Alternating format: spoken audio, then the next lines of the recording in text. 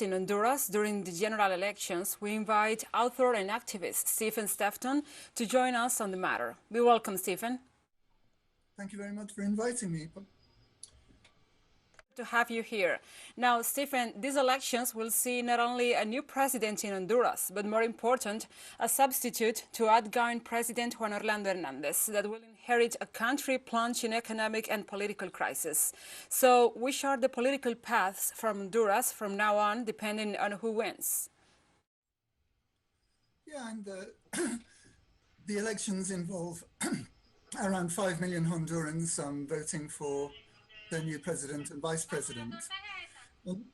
And also they're voting for 128 members to their legislature, the National Congress in Honduras.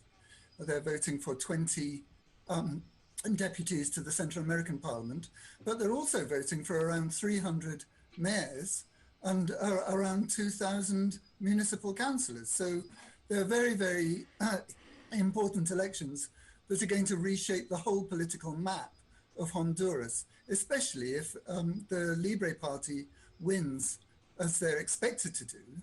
The opinion polls suggested that the Libre Party had something like a 17 or 18% lead over the ruling National Party and their candidate Nasrias Ford.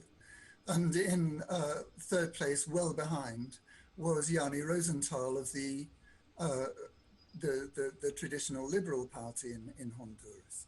And as you say, and these elections are important in regional terms, both for the neighbors of Honduras in particular, for the United States especially, and especially for the well-being of the people in Honduras, because they've had since 2009, what's that, 12 years? 12 years of neoliberal rule in which the priority of their ruling classes and the oligarchy and in effect, the organized crime gangs that have had control over Honduras for the last 12 years under the National Party presidencies of first of Porfirio Lobo and subsequently of Juan Orlando Hernandez. And the Honduran population has been subject to measures that prioritized the needs of the oligarchy and relegated their needs in terms of basic healthcare, education, the most basic needs of a population anywhere, completely to the margins. And so if Xiomara Castro does win as substantially as we hope she will, and the Libre Party are already claiming victory, and they've called for a press conference at 8 o'clock, pretty much at the same time as the preliminary results are supposed to be issued by the National Electoral Council in Honduras. And if they have won as successfully as we hope, then there's a real chance of substantial change in Honduras so that their government will focus on the needs of the human person and the needs of the Honduran population, rather than on the needs of corporate business, especially international big business. Yes, indeed. We know this is a very important election. So, Stephen, taking into account the recent elections in the region, we can mention Sandinismo's consolidation in Nicaragua, Chavismo in Venezuela, and the government of Argentina gaining Congress seats despite losing some in the Senate. How these elections could affect the regional political landscape? Well, the election in Honduras is absolutely crucial from the point of view of not just in terms of the Central American region, but I'd argue very strongly in terms of the whole Latin American and Caribbean region. I'd say that it's a crucial election that is likely to be a turning point, because it'll mean that you have a government, a relatively progressive government, although it has to be borne in mind that Xiomara Castro has not been able to put forward as radical a program as her husband, the former Honduran President Mel Zelaya, largely because Libre has gone into the elections in alliance with other political forces in Honduras who are largely center or even center-right. And so while we can expect a vast improvement in terms of the domestic policies that Honduras the new Honduran government will be able to implement on behalf of its people. It's probably too much to ask that Honduras makes a radical change in its international position in terms of foreign affairs. But I do think that they'll be supportive of Venezuela.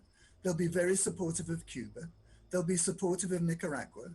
But they might stop short of rejoining ALBA, which was one of the reasons that former President Mel Zelaya was overthrown back in 2009. I was in Tegucigalpa on the night of the night before the coup and the day of the coup, and that was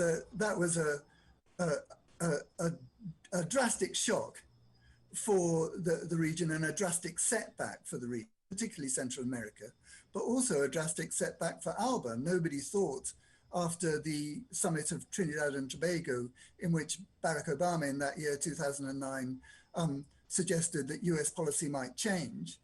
Nobody really thought that just 2 months later, the US would completely betray that commitment and engage in yet another military coup in the region.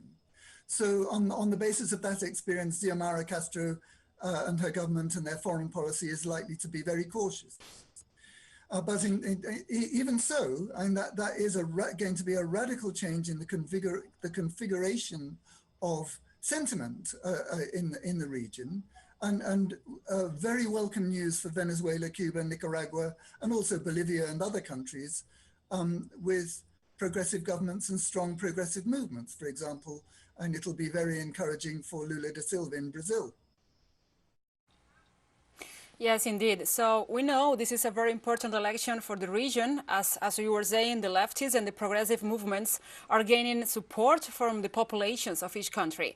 But in this time, as economic natural disasters, corruption, violence, and other social liabilities plunge the country, Honduras make up the majority of the caravans that head north. So given this situation, can we say this is an important election also for the U.S.? Oh, absolutely. And I think that's absolutely right, because for the US, the United States has a dilemma that it's difficult to know what their real foreign policy is, because there are so many competing strands within their foreign policy establishment. So it's really hard to know what they really want, and if it's even possible to define what they really want. And so on the one hand, they'll be delighted that there's going to be a government that starts meeting the needs, the basic needs of the Honduran population, because in theory, that should slow down what, as you rightly point out, has been accelerating migration from Honduras northwards to Mexico and the United States. And so Xiomara Castro's win will be very welcome news in that sense for the United States. But on the other hand, and they'll be somewhat concerned, of course, that the wife of the former President Mel Zelaya, who took Honduras into ALBA back in 2008, they'll be concerned that she might tend to want to move in that direction also. And also, there's very strong feeling among the Honduran people, and that has been expressed also in particular by the Libre Party leadership, against the US military presence at the Sotocano Air Base, which has the longest runway in all of Central America, and formerly known as Palmarola, which played, of course, a key role in the terrorist war against Nicaragua and in supporting the governments of El Salvador and Guatemala in their counterinsurgency operations against popular rebellions and insurgencies in El Salvador and Guatemala. So in that sense, the United States is likely to be extremely nervous about the fact that Xiomara Castro looks likely to win, and very substantially, tonight in the Honduran elections. And of course, also in terms of the region, I should imagine that Andres Manuel Lopez Obrador, the president of Mexico, will be extremely pleased that Xiomara Castro, who is ideologically much closer to him, of course, than Juan Orlando Hernandez ever was, he'll be very pleased, and that should mean that Honduras will get the kind of economic and political and moral support for their new government that they so desperately need in order to stand up to the probably quite stringent demands of the United States that are probably going on already behind the scenes now. Yes, indeed. So finally and foremost, this is an election by the people and for the people. How this voting day can affect or impact the future of Honduran people? Well, almost certainly they're going to engage in the kind of infrastructure program and the kind of social investment program that has been so successful in Nicaragua. Nicaragua is in effect a model for the world, right next door to Honduras in terms of the success of its social and economic programs and bringing economic and social inclusion to huge numbers of people in Nicaragua, especially women. And so one can expect something similar from Xiomara Castro and her colleagues, people like Patricia Rodas, for example, the former foreign minister under Mel Zelaya, and Mel Zelaya himself, of course, and they're very close to the Nicaraguan government. And they've watched with great interest how Daniel Ortega and Rosario Murillo and their colleagues in the Nicaraguan government have managed to completely transform Nicaragua just in a period of 10 years. One of the most important things that they're likely to do, apart from infrastructure development, investment in health and education, for example, apart from those measures, the other key thing that they're likely to do is invest heavily in grassroots agricultural and livestock production, which are the backbone of their rural economy and very, very important in terms of developing an inclusive economic system with strong redistribution of wealth to the most needy. So we thank you, Stephen, for your presence and time hearing from the South. You're very welcome. Thank you for inviting me. It's an honor. We expect more from you. And now we have more news coming up.